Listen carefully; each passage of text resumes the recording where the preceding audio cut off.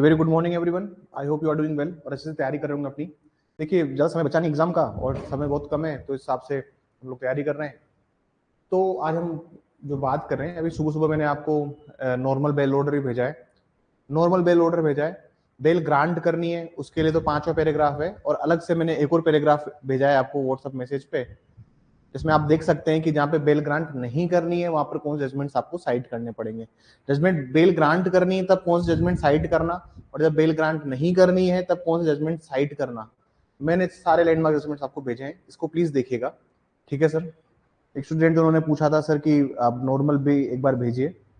अब बात करते हैं हम लोग सिविल ऑर्डर की। देखिए सर, सिविल ऑर्डर बहुत आसान होते हैं, इनमें कुछ नहीं होता। इनमें मतलब ऐसा नहीं है कि आपको बहुत ज्यादा दिमाग लगाने की आवश्यकता है। प्रॉब्लम ये होती है सिविल ऑर्डर के साथ में कि सर ये मल्टीपल होते हैं। मतलब ऐसा नहीं है कि सर एक सिविल ऑर्डर होता है या फिर सिविल ऑर्डर मल्टीपल होते हैं। जैसे टेम्परेचर का सिविल ऑर्डर होता है, बट ये पूछा जाएगा नहीं जाएगा ये इसका कोई गारंटी नहीं है। टफ ऑर्डर नहीं आएगा, आएगा इजी ऑर्डर आएगा, चाहे वो रिटर्न का आएगा, चाहे वो रिजेक्शन का आएगा, चाहे वो आप ये समझ लीजिए कि मोर देन 50 टाइप्स के ऑर्डर्स हैं, मोर देन 50 टाइप के ऑर्डर्स हैं। अब सर बच्चों के कॉमन क्वेश्चन से होते हैं, सर मुझे केस लॉ नहीं पता, मुझे अगर केस लॉ नहीं आता तो मैं क्या करूंगा। सपोज कीजिए मुझे केस लॉ नहीं पता, ऑर्डर राइटिंग में मेरे को केस लॉ नहीं पता और मेरे को अपनी रीजनिंग स्ट्रॉन्ग करनी है विदाउट हैविंग केस लॉ, तो सर उसमें लॉ प्रोविजन लिखेगा। क्या लिखेगा उसमें? फिर लॉ के प्रोविजन लिखेगा। अभी मैं आपको दोनों चीजें दिखा देता हूँ। ठीक है, अभी में हम लोग सबसे पहले हम लोग करते हैं रिजेक्शन, जो अमेंडमेंट की अमेंडमेंट ऑफ प्लेंट है उसके लिए। ठीक है, सबसे पहले हम लोग अमेंडमेंट ऑफ प्लेंट के लिए करते हैं। ठीक है, देखिए अमेंडमेंट का जो ऑर्डर होता है, जहाँ पे मैं बात करता हूँ अमेंडमेंट के लिए, when I am talking about the amendment thing, तो इसको एक बार समझिए और देखने की कोशिश कीजिए कि अमेंडमेंट के लिए क्या होता है।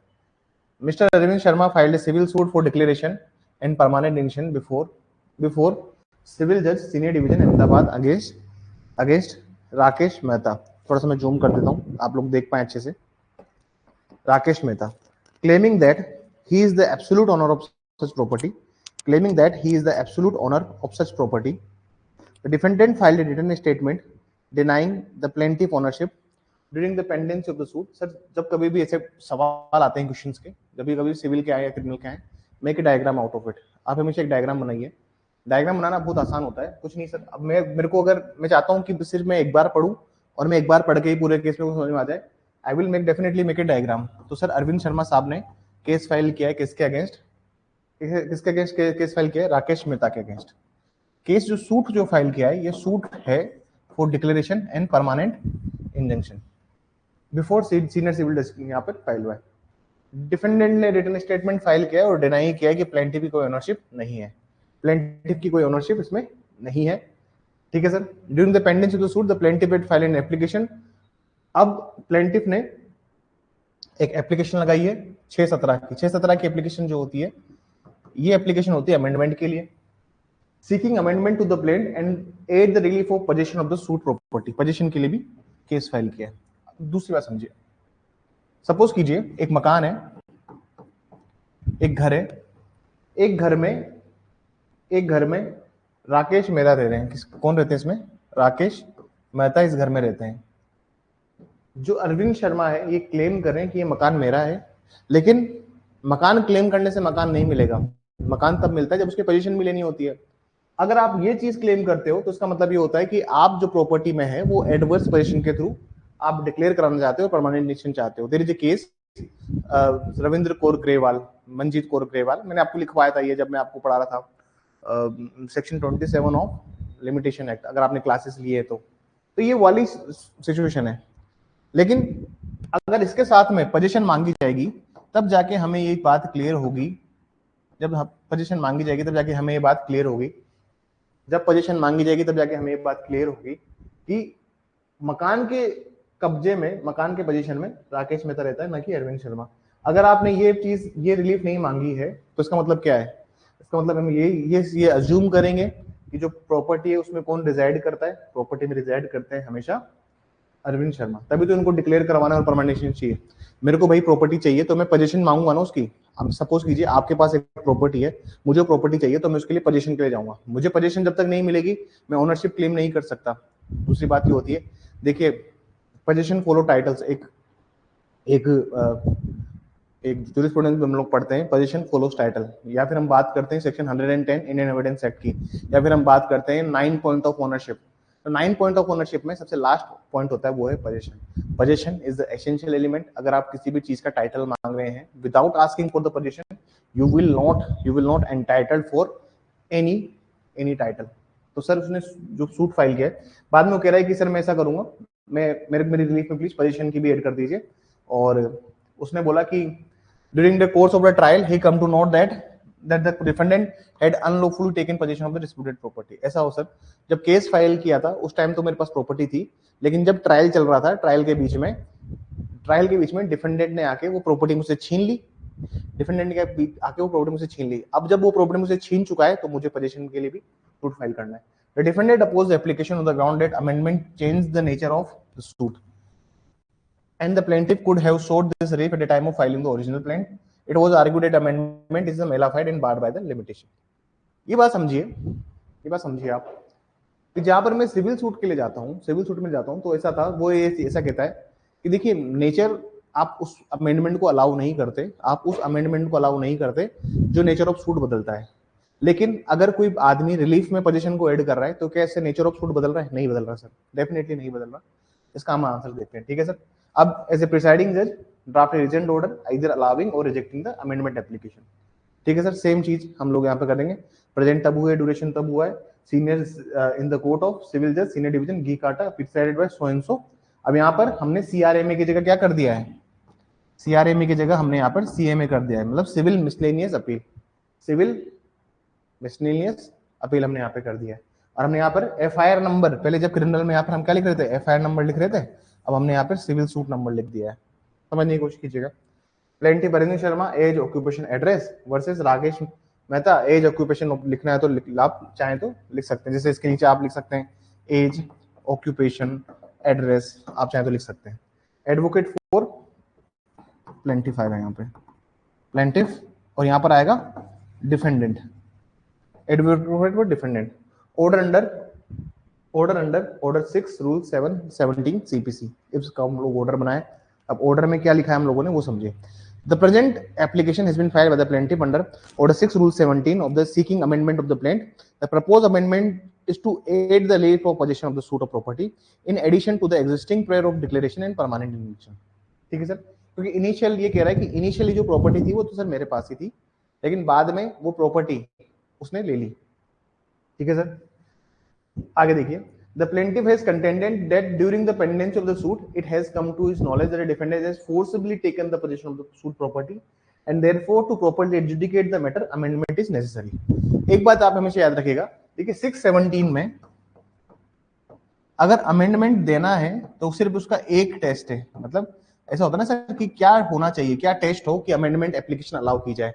सर वो टेस्ट है to determine the real controversy between the parties, to determine the real controversy between the parties. Simple सी बात है सर, सिंपल आंसर है। अगर अमेंडमेंट से real controversy between the parties और क्लियर होती है कोर्ट को, तो कोर्ट उसको अलाउ करेगा। आगे देखिए। The defendant has opposed the application submitting, ये डिफेंडेंट का प्रोपोजल है कि भाई चेंज करोगे तो सूट बदल जाएगा, बार बाय लिमिटेशन है। इसमें I have heard the both the parties and perused on the record. The principle for considering an amendment application have been settled by the Supreme Court। अब सुप्रीम कोर्ट का judgment है, this is a landmark judgment. Reva Jeetu builders and developers versus Narayana Swamy। It was held that amendments which are necessary for determining the real controversy should ordinarily be allowed। Supreme court भी कहता है, अगर आप 617 पढ़ेंगे तो वो भी यही बात बोल रहा है कि सर जब कभी भी डिटरमाइन करना हो real controversy between the parties, तभी आप उसको अलाउ करो, अदरवाइज अलाउ मत करो। आगे राजकुमार गुरुवारा एसके सरवागी कंपनी में भी ये बोला गया है sir, that the amendment introducing a new cause of action और changing the basic structure of suit should not be allowed. ठीक है सर। बलदेव सिंह कहता है that it was held even after the commencement of trial, an amendment may be allowed necessary for effective adjudication provided a party seeking amendment shows due diligence. अगर due diligence दिखाते तो उसको allow करो। अब जो present case है, proposed amendment does not fundamentally change the nature of the suit. अब जो प्रपोज अमेंडमेंट है सर, हम जो अमेंडमेंट लेके आना चाहते हैं पोजीशन को लेके, वो fundamentally suit of nature change नहीं कर रहा है। ठीक है sir. The original claim was for the declaration of ownership and injunction and the relief of possession is consequential to ownership. ठीक है सर। कॉन्सिक्वेंशियल मतलब होता है कि सर अगर मैं किसी को ओनर डिक्लेयर करूंगा तो उसके कॉन्सिक्वेंसेस में मैं उसको पोजीशन भी दूंगा। तो ये कॉन्सिक्वेंशियल रिलीफ है, ये उसके साथ में मिलने वाली एक दूसरी रिलीफ है, आप इसको डिसअलाउ नहीं कर सकते। देखिए sir, the plea of limitation can be raised at defence at stage of trial, but this stage आपको लिमिटेशन का प्ली लेना है तो आप कब लीजिए डिफेंस, ये आप ट्रायल के टाइम पे लीजिए। लेकिन इस स्टेज पर मैं ये नहीं डिसाइड करूंगा कि अमेंडमेंट रिजेक्ट करेंगे या फिर इस ग्राउंड पर हम लोग लेके आएंगे। The amendment appears necessary for deciding the real controversy between parties, ये लाइन लिख के आइएगा सर, ठीक है ना सर, ठीक है सर, इस लाइन को लिख के आइएगा। ऑर्डर दे दिया, this application is allowed, the plaintiff is permitted to amend the plaint by incorporating the relief of possession of suit property, the amendment to be carried out within 2 weeks। ये 2 weeks जो आता है sir, ये आता है order 6 rule 18 से आता है। The defendant shall be liberty to file an additional written statement within 4 weeks thereafter, no order is to cause pronounced in open court, so and so, so and so, so and so। So आप जब इसको खुद पढ़ेंगे एक दो बार, then you will realize कि ये क्या हमने इसमें क्या चीज हमने मेंशन की है और क्या चीज हमने स्किप आउट करी है। प्रॉब्लम क्या है ना सर, आप अगर इसको अच्छे से पढ़ेंगे, इसकी जो प्रॉब्लम है इसको प्लीज अच्छे से पढ़िएगा, you will come to know कि this is a very easy concept, ये बहुत आसान चीज है, इसको यहाँ पर मेंशन किया गया है, it's an very easy thing, ठीक है सर।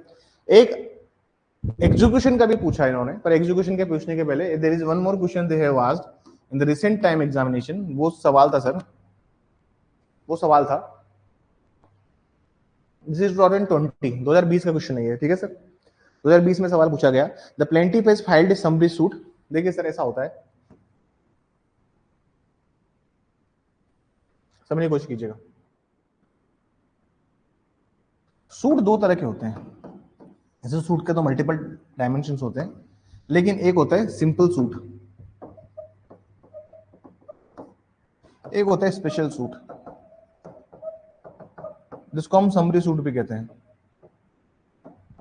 दोनों में क्या डिफरेंस होता है सिंपल सूट और समरी सूट में?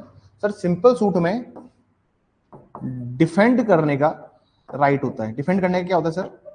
पार्टी को राइट होता है कि वो, मतलब ऐसा सर, डिफेंड करने का राइट होता है डिफेंडेंट को, डिफेंडेंट को राइट होता है कि वो डिफेंड करेगा सूट को। लेकिन स्पेशल सूट जो होता है, इसमें डिफेंडेंट को, मतलब सूट डिफेंस करने का कोई राइट नहीं होता, उसको कोर्ट से लीव टू डिफेंड लेना पड़ता है। लीव टू डिफेंड लेना पड़ता है मतलब कोर्ट से उसको स्पेशल इंस्ट्रक्शन लेने पड़ते हैं, sir I want to defend my suit, kindly allow me, kindly permit me to do so. बात समझ में आई आपको? अब ये जो सूट होते हैं, ये समरी सूट होते हैं, ये होते हैं ऑर्डर 37 के। किसके सूट होते हैं? ऑर्डर 37 के। ये 2020 का क्वेश्चन है जो हम डिस्कस करने वाले हैं। दो तरह के सूट होते हैं सर, सिंपल सूट और एक होता है स्पेशल सूट। सिंपल सूट में डिफेंडेंट को राइट टू डिफेंड होता है, मतलब उसका ये अधिकार है कि वो सूट को डिफेंड करे, उसको किसी से परमिशन लेने की आवश्यकता नहीं है, उसको राइट है कि वो रिटन स्टेटमेंट फाइल करे, उसको राइट है कि वो प्रॉपर उसको रिप्लाई फाइल करे। लेकिन स्पेशल सूट जो होते हैं, समरी सूट जो होते हैं, इसमें उसको राइट नहीं होता है। इसमें राइट इसलिए नहीं होता है, उसका रीजन ये है सर, क्योंकि ये समरी प्रोसीडिंग्स है, ये समरी प्रोसीडिंग्स है, मतलब ये संक्षिप्त प्रक्रिया है, जल्दी खत्म करने वाले मैटर्स होते हैं। यहाँ पर अगर आप चाहते हो कि मैं लीव टू डिफेंड अलाउ करूं, लीव टू डिफेंड मतलब मैं चाहता हूं कि मैं मेरे सूट को डिफेंड करूं, तो फिर नॉर्मल सूट में कन्वर्ट होता है। तो नॉर्मली क्या होता है, 10 दिन का टाइम पीरियड होता है, अगर आपने पढ़ा है तो ठीक है सर। अब ये इसमें प्रॉब्लम क्या है, परेशानी क्या है, 2020 के सवाल में वो देखिएगा। The plaintiff has filed a summary suit before the civil court against the defendant seeking recovery of 75,000 रुपए के लिए. It is contended that in the plaint that the defendant did not make the payment of 75,000 रुपए for the goods supplied by the plaintiff as per the invoice.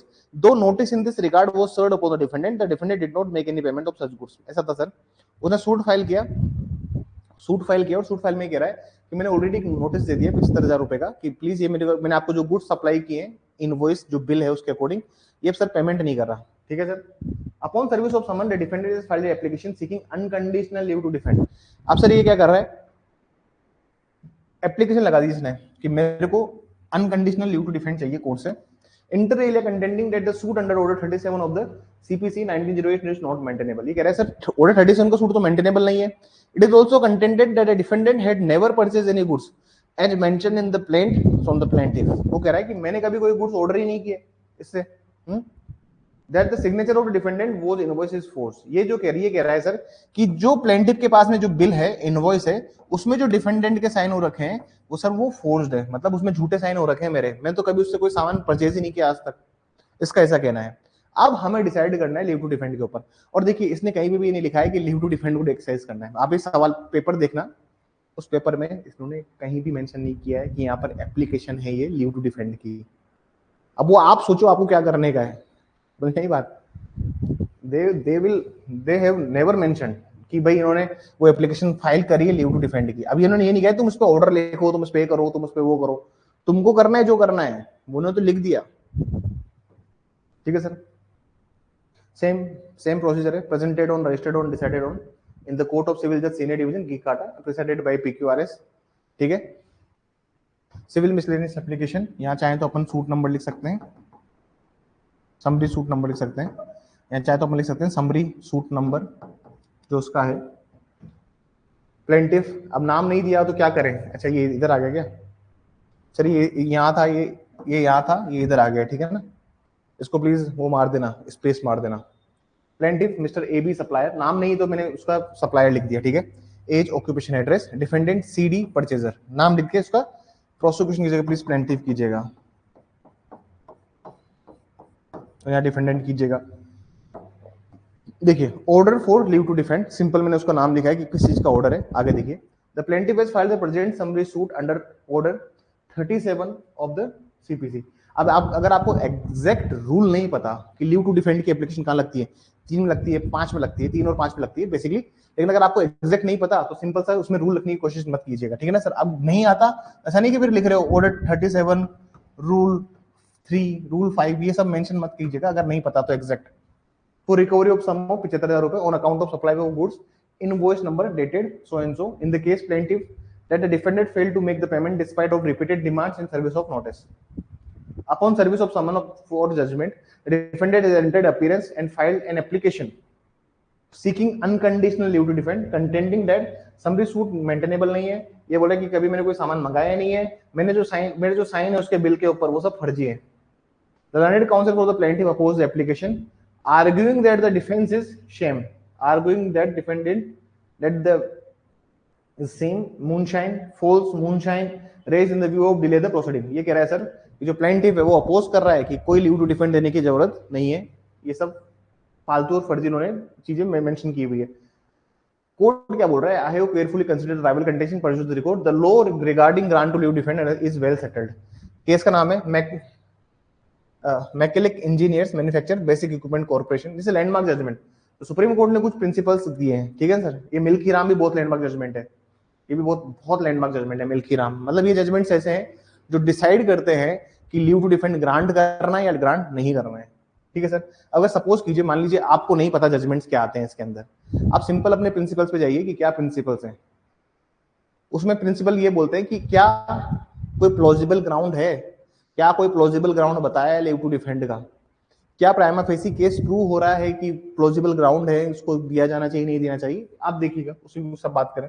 Supreme court क्या कह रहा है? If the defendant raises substantial defence and leave to defend must be granted. अगर इसने substantial defence raise किया है तो डिफेंस ग्रांटेड होना चाहिए। अगर डिफेंस शेम और इल्यूजरी है तो लीव शुड को हम लीव को रिफ्यूज करेंगे। If the defence is plausible, अगर कोई प्लॉजिबल ग्राउंड है but not strong, then the court may grant conditional leave. Sir ये जो चीज है ना sir, these are the guidelines for order 37। आपको अगर समरी सूट पूछे, समरी सूट का अगर सवाल आ जाए लोग एग्जाम के अंदर, और डेफिनेटली आएगा, ये आप लिख के लीजिए, समरी सूट पूछेगा, समरी सूट पूछेगा, लिख के ले लीजिए, 101% लिख के लिए समरी सूट पूछेगा। समरी सूट जब भी पूछेगा तो इन केसेस को लिख के आइएगा कि leave to defend, how the leave to defend is granted by the court, what is the discretion is exercised by the court. Court क्या डिस्क्रिशन एक्सरसाइज करता है लीव टू डिफेंड ग्रांट करते समय? पहला तो कि डिफेंडेंट ने रेज किया हो सब्सटेंशियल डिफेंस, मतलब डिफेंडेंट बोल रहा है कि भाई मैंने कभी कोई सामान मंगवाया नहीं इससे, मेरे जो साइन है वो भी फर्जी किए हुए हैं, या फिर शेम है तो आप डिफ्यूज कर दोगे। ये प्लॉजिबल है लेकिन स्ट्रॉन्ग नहीं, तो कोर्ट कंडीशनल लीव ग्रांट कर देता है। IDBI trusteeship services limited Hubtown versus supreme court में क्या कह रहा है? Court related to unconditional leave must be granted when defence is bona fide and raises a triable issue. Milkhi Ram में भी बोला गया है, it was observed that defendant can not be shut out if he raises a dispute which is not frivolous. आप उसको मना नहीं कर सकते। मिल्की राम और ये मिल्की राम और Mechelec engineers and manufacture basic equipment corporation, these are the landmark judgments of order 37 और 37 कि लीव टू डिफेंड ग्रांट करना है या नहीं करना। लीव टू डिफेंड मतलब ये होता है कि सर राइट नहीं है डिफेंस करने का, कोर्ट को आप रिक्वेस्ट करते हो कि सर प्लीज इसको नॉर्मल सूट की तरह ले लो, मुझे अलाउ किया जाए कि मैं अपना डिफेंस ले पाऊं। In the present case, the defendant has raised the specific plea that he never purchased the goods and that is Ali's signature invoice is forged. The question of the genuineness of signature and factum of purchaser are serious tribal issue. हमने ये चीज बोल दी कि sir अगर वो ये बात को चैलेंज कर रहा है कि साइन उसके नहीं है तो एक सीरियस ट्राइबल इशू है, सीरियस एक इशू है, इसको प्लीज ट्राई किया जाना चाहिए, which cannot be brushed aside at this stage. These issues cannot be decided after evidence is led. Evidences के बाद ही हम डिसाइड कर पाएंगे. That the defense cannot be said to be shame. इसलिए हम कह सकते हैं कि जो डिफेंस है वो shame नहीं है, moonshine नहीं है और frivolous नहीं है. On the contrary, it raises bona fide tribal issues going to be root of the plaintiff's claim. Hence, the defendant is not the defendant is entitled for the unconditional leave to defend the suit. Order like that, the application allowed, the defendant is granted unconditional leave to defend. The written statement is filed within 30 days from today. मतलब अब ये कह रहा है कि अब हम summary suit को as a normal suit treat करेंगे, समरी सूट को हम नॉर्मल सूट ट्रीट करेंगे. ठीक है सर, इन दोनों को प्लीज देखिएगा. कल मैं रिटर्न, रिजेक्शन और एक वो जो लास्ट ईयर आया था, 3 ऑर्डर और बता दूंगा. कल हमारी लास्ट क्लास होगी. आपको कोई ऑर्डर चाहिए, पुराना कोई पेपर देख लो सारे, तुमको लगता है कि सर इस टॉपिक पर भी या सर ये एक सवाल था इसमें भी बता दीजिए, तो मैं भेज दूंगा. जैसे आज एक मैडम ने कहा कि सर एक रेगुलर बेल भी भेज दीजिए प्रोहिबिशन के अलावा, तो उसको भेज दिया, थेफ्ट के ऊपर बना के भेज दिया. तो sir you don't have to worry about anything please. But लेकिन ये जब आप आंसर लिखें तो इस लैंग्वेज को पकड़ के लिखिएगा. ये जो केस लॉज है सर इनको लिखिएगा. अगर यही सेम चीज आ गई तो सर बल्ले बल्ले है आपकी. 10 में से सर आप मान के चलिए 8 नंबर है आपके. ठीक है sir, thank you so much, thank you everyone. तैयारी कीजिए अपनी अच्छे से और कोई दिक्कत हो बताइएगा.